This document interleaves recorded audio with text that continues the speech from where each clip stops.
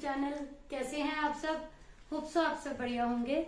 So students, in our last class we have started the chapter of importance nature of management. Management का मैंने आपको बताया कि it is a level, ये एक ऐसा प्लेटफॉर्म है जो बहुत सारे फंक्शंस परफॉर्म करता है। डिफरेंट फंक्शंस आर देयर एक ऑर्गेनाइजेशन में: प्लानिंग, ऑर्गेनाइजिंग, स्टफिंग, डायरेक्टिंग।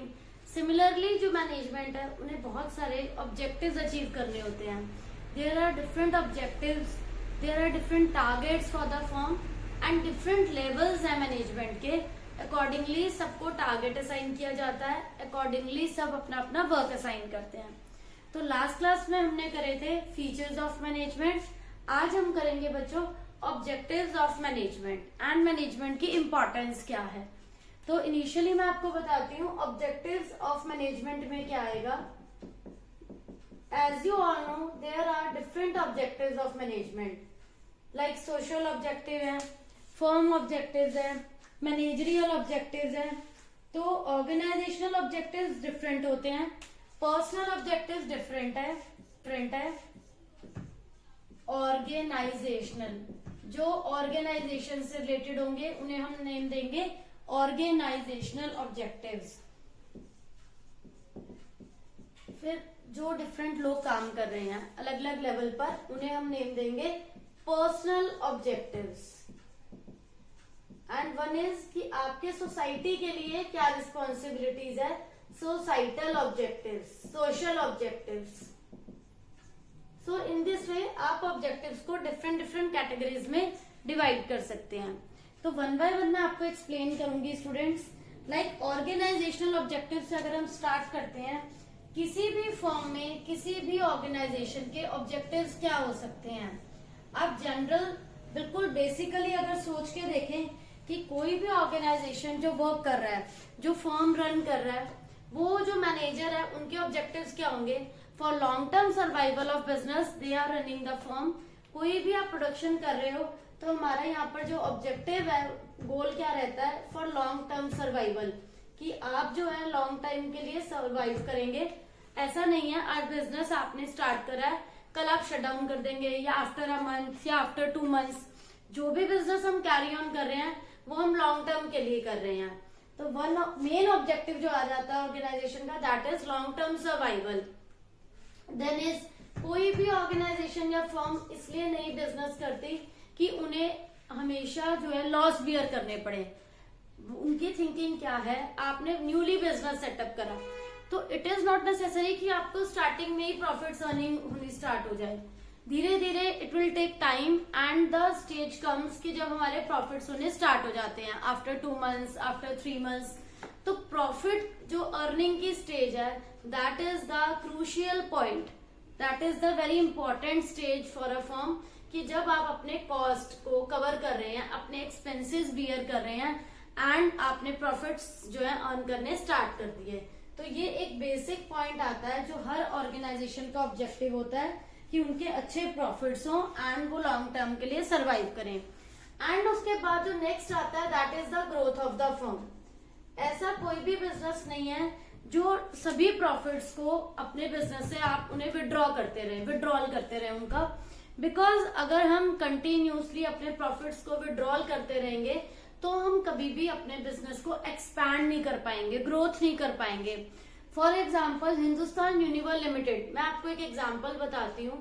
वो एक ऐसी कंपनी है, इनिशियली उनके क्या थे, टायर्स आते थे। धीरे धीरे उन्होंने अपना सोप मैन्युफैक्चरिंग स्टार्ट करा, केमिकल्स बनाने स्टार्ट करे, मेडिसिन्स, मतलब दीज डिफरेंट टाइप की जो वेराइटी है प्रोडक्शन में, इसको आप प्रोडक्ट लाइन कहते हैं। कि when you are producing just single commodity and the stage comes जब अगर आपको रेगुलर प्रॉफिट्स अर्न हो रहे हैं, with the help of those profits आप जो है उन्हें री इन्वेस्ट कर रहे हैं एंड आप अपने फर्म को एक्सपैंड कर रहे हैं डिफरेंट डिफरेंट प्रोडक्ट्स की मैन्युफैक्चरिंग करके। तो ये बेसिक से ऑब्जेक्टिव्स हैं जिन्हें आप ऑर्गेनाइजेशनल ऑब्जेक्टिव्स कहेंगे। Then next objectives are personal objectives. Personal objectives में क्या आएगा बच्चों, पर्सनल ऑब्जेक्टिव्स में कोई भी जो ऑर्गेनाइजेशन में वर्कर्स एम्प्लॉयज काम कर रहे हैं, they are working for good salary और गुड वेजेस सो दैट कि उन्हें अपना लेवल अचीव कर पाए, अपना स्टैंडर्ड ऑफ लिविंग रेज कर पाए। उन वर्कर्स का मोटिव क्या है? वर्कर्स को लगता है हमें अच्छी सैलरी मिले, टाइमली वेजेस मिले एंड गुड वर्किंग कंडीशंस मिले। Good working conditions and handsome salary make them feel कि वो स्पेशलाइज फील करते हैं। It will help in increasing there moral, वो ज्यादा एफिशिएंटली काम करते हैं। तो ये जो ऑब्जेक्टिव्स हैं कि फर्म की ड्यूटी है वर्कर्स के पर्सनल ऑब्जेक्टिव्स को फुलफिल करे, उन्हें टाइमली वेजेस प्रोवाइड करे, अच्छी working conditions they, so that उनको लगे कि हमारा काम बहुत बढ़िया तरीके से हो रहा है। नेक्स्ट आता है इसके अंदर बच्चों सोसाइटल ऑब्जेक्टिव्स। सोसाइटल ऑब्जेक्टिव या सोशल ऑब्जेक्टिव्स क्या होते हैं कि फर्म की ड्यूटी है आप ऐसी कमोडिटी बनाओ which should be eco friendly, उससे एनवायरनमेंट को भी कोई नुकसान नहीं होना चाहिए, किसी की भी पर्सनल हेल्थ इफेक्ट नहीं होनी चाहिए। And the second is the कि आपको एम्प्लॉयमेंट जनरेशन जो आप अपॉर्चुनिटीज प्रोवाइड कर रहे हैं उससे भी इकोनॉमी में ग्रोथ होती है। लाइक वो लोग जो इनिशियली जिनके पास कोई काम नहीं था, we are providing opportunities to them, हम उन्हें डायरेक्टली इनडायरेक्टली जो है जॉब अपॉर्चुनिटीज दे रहे हैं जिससे कि उनका स्टैंडर्ड ऑफ लिविंग रेज हो, सो दैट उनकी ग्रोथ हो सके। तो these are some different objectives organisational, personal and societal which are fulfilled by the management. सबके बारे में मैनेजमेंट सोचती है, अपने लॉन्ग टर्म सर्वाइवल के लिए भी ऑर्गेनाइजेशन के गोल्स भी जरूर अचीव होने चाहिए, एम्प्लॉयज की एफिशिएंसी भी इंक्रीज होनी चाहिए एंड उसके बाद फर्म जो है वो ये भी सोचती है कि उनकी ग्रोथ अच्छी होनी चाहिए, प्रॉफिट्स होने चाहिए एंड ये भी फर्म का एक मोटिव है कि सोसाइटल ऑब्जेक्टिव्स भी अचीव होने चाहिए, जैसे इको फ्रेंडली हो, कोई भी ऐसे ना हार्मफुल प्रोडक्ट हो जिससे किसी को नुकसान हो एंड बहुत सारे लोगों को जॉब अपॉर्चुनिटीज भी मिले। वर्कर्स के पर्सनल ऑब्जेक्टिव्स, उनकी अच्छी वर्किंग कंडीशंस, उनकी ट्रांसफर्स के बारे में सोचना, उनकी प्रमोशन के, बिकॉज एवरी पर्सन का हैज अ ग्रोथ प्रोस्पेक्ट, उन्हें लगता है फ्यूचर में हमारी ग्रोथ होनी चाहिए, अदरवाइज वो स्विच करते हैं दूसरी फर्म पर। तो फर्म में मैनेजमेंट का ये रोल है कि वो हर वर्कर के सबॉर्डिनेट की ट्रांसफर प्रमोशन के बारे में ध्यान रखे, सो दैट उनका ग्रोथ का ऑब्जेक्टिव भी फुलफिल हो सके। आफ्टर दैट हमारा जो नेक्स्ट टॉपिक आता है बच्चों वो आता है importance of management. Importance of management में सेम पॉइंट्स बच्चों वही आएंगे जो हमने इनके फंक्शंस में स्टडी करे थे। जो भी मैनेजमेंट के फंक्शंस हैं सेम वही उसके क्या बन जाएगी, इम्पोर्टेंस, कि हमें मैनेजमेंट की नीड क्यों होती है, because management helps in achieving organisational goal. Firm के जो भी गोल है, वेदर वो सेल को इंक्रीज करना है या प्रॉफिट को इंक्रीज करना है, बिना मैनेजमेंट के it is not possible, because management जो है वो सबके लिए हर लेवल पर टारगेट फिक्स करती है एंड अकॉर्डिंगली सब उसके काम करते हैं। अगर मैनेजमेंट टारगेट फिक्स नहीं करेगी, no one will do work accordingly. Next is the it helps in efficiency of employees. Employees की एफिशिएंसी कैसे इंक्रीज होती है, एम्प्लॉयज को आपने टारगेट दिया, वो अपने टारगेट के अकॉर्डिंग काम करेंगे, उन्हें लगेगा कि अगर हम टारगेट को अचीव कर लेंगे हमें रिवॉर्ड्स मिलेंगे, which is a good motivation for them. तो इससे क्या है, वो अपने टारगेट के लिए 100% डिवोट करते हैं, otherwise without any motivation they will not do the work. Next आता है इसमें मैनेजमेंट का जो नेक्स्ट है, management creates a dynamic organisation. Dynamic organisation कैसे क्रिएट करती है मैनेजमेंट? बच्चों मैंने आपको डायनामिक का मीनिंग पहले बताया था। Dynamic is which goes on changing. कभी भी एनवायरमेंट, कभी भी सिचुएशन सेम नहीं रहती, आपकी लाइफ में भी and in the same case organisation में भी, दे गोज ऑन चेंजिंग। तो डिफरेंट ऑर्गेनाइजेशंस में डिफरेंट जो है लेवल पर चेंजेस होते हैं and accordingly workers should be ready to accept all the changes so that they can survive easily. अगर वर्कर्स को आप मेंटली प्रिपेयर नहीं करते इसके लिए तो उससे क्या होगा, वर्कर्स की भी जॉब, उनका जो लेबर टर्नओवर है वो ज्यादा होगा, वो जॉब छोड़ के स्विच करेंगे किसी और फर्म में एंड हमें भी न्यू एम्प्लॉयज वर्कर्स को हायर करना डिफिकल्ट होगा। But if they are ready कि क्या चेंजेस हो सकते हैं and they are ready to accept them, तो उसे आप बोलेंगे डायनामिक। क्योंकि कोई भी फर्म एनवायरमेंट ऐसा नहीं है जो ऑल टाइम सेम रहे, हमेशा चेंजेस तो होते रहते हैं, तो उसके लिए हमेशा हमें रेडी रहना चाहिए। नेक्स्ट है इसमें management helps in the development of society. जैसे कि हमने भी पहले भी बच्चों स्टडी करा है कि मैनेजमेंट जो है ऑब्जेक्टिव्स में भी पढ़ा था, वो पर्सनल ऑब्जेक्टिव्स को अचीव करती है। Similarly management helps in development of society, management society की डेवलपमेंट में हेल्प करती है। अब कैसे हेल्प करती है? जॉब अपॉर्चुनिटीज देकर। Management helps in development of society. Management workers को जॉब अपॉर्चुनिटीज दे रही है, एम्प्लॉयमेंट अपॉर्चुनिटीज दे रही है, उनकी पर्सनल ग्रोथ के बारे में सोच रही है कि उन्हें हम ट्रांसफर्स दें, प्रमोशंस दें, सो दैट उनका जो है लेवल डेवलप हो सके। तो ये सभी क्या है, मैनेजमेंट की इंपॉर्टेंस के पॉइंट्स है। इसके बाद जो आपका बच्चों नेक्स्ट टॉपिक आता है वो हम स्टडी करेंगे नेचर ऑफ मैनेजमेंट, कि मैनेजमेंट एज एन आर्ट भी है, एज ए साइंस भी है एंड एज अ प्रोफेशन भी है। बट बिफोर दैट मैं आपको बताऊंगी जो डिफरेंट लेवल्स हैं मैनेजमेंट के, उनके फंक्शंस क्या है। As you all know management में डिफरेंट लेवल्स होते हैं। वो 3 लेवल्स हैं बच्चों। One is top level, middle level and another is lower level.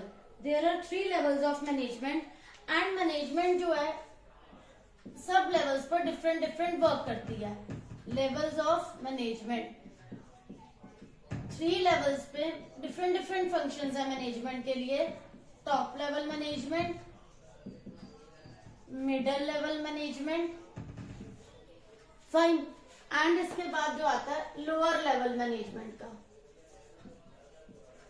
अब टॉप लेवल मैनेजमेंट में मैनेजमेंट का क्या फंक्शन आएंगे? ये वो लेवल है जो पूरे फर्म के लिए स्ट्रेटजीज बनाती है। Top level management is the level, ये पूरे ऑर्गेनाइजेशन गोल्स को फॉर्मुलेट करते हैं। Top level formulate overall organisational goals. पूरी फर्म के गोल्स क्या होंगे ये सेट करते हैं, ये टॉप लेवल ये सेट करती है। देन इज द पूरी फर्म के लिए होल ऑर्गेनाइजेशन के सक्सेस एंड फेलियर के लिए कौन रिस्पॉन्सिबल है? Top level management. कि आपकी ऑर्गेनाइजेशन में सक्सेस आ रहा है या फेलियर्स हो रहे हैं तो they are responsible for all the business activities. जितनी भी बिजनेस एक्टिविटीज हो रही है उनके लिए रिस्पॉन्सिबल किसे कहा जाता है? टॉप लेवल को। या सोसाइटी से रिलेटेड कोई एक्टिविटी हो रही है उसके लिए भी रिस्पॉन्सिबल कौन है? Top level management. देन इसके पास आता है बाहर आउटसाइड वर्ल्ड के साथ जितने भी कॉन्टैक्ट है या जितने भी डिपार्टमेंट्स में कोऑर्डिनेशन है, डिपार्टमेंट्स में कोऑर्डिनेशन है या नहीं उसके लिए भी रिस्पॉन्सिबल कौन है? Top level. आउटसाइड कॉन्टैक्ट्स आपके कैसे हैं उसके लिए भी कौन रिस्पॉन्सिबल है? Top level. क्योंकि लोअर लेवल अपने काम में बिजी है, एंगेज है। Middle level are the level जहां पर आपके डिफरेंट हेड्स हैं, managers and different different levels के, they are also occupied with work. Top level management is the management जो पूरे ऑर्गेनाइजेशन के लिए गोल्स बना रहे हैं। पूरी सोसाइटी में जो भी सोसाइटी के अकॉर्डिंग जो भी काम होगा वो भी टॉप लेवल मैनेजमेंट देखेगी। सभी डिपार्टमेंट्स में कोऑर्डिनेशन बनाना है मिडिल लेवल के लिए, वो भी वहीं देखेंगे। एंड सभी एक्टिविटीज को जो कोऑर्डिनेट करना है वो भी यहीं देखेंगे। तो मिडिल लेवल मैनेजमेंट का काम क्या होता है? टॉप और लोअर को कनेक्ट करना, top level and lower level को कनेक्ट करना। कौन करेगा? Middle level. Middle level is responsible for connecting top and lower level. अब सारे तीनों, प्रोडक्शन डिपार्टमेंट आता है इसमें, फाइनेंस डिपार्टमेंट, सेल्स डिपार्टमेंट, सभी डिपार्टमेंट्स के पास नेसेसरी स्टाफ अवेलेबल है कि नहीं, ये तो मिडिल लेवल को चेक करना है कि कहाँ उन्हें स्टाफ की रिक्वायरमेंट है, कितने जॉब के लिए उन्हें रिक्रूटमेंट करनी है, ये सब कौन देखेगा? Middle level.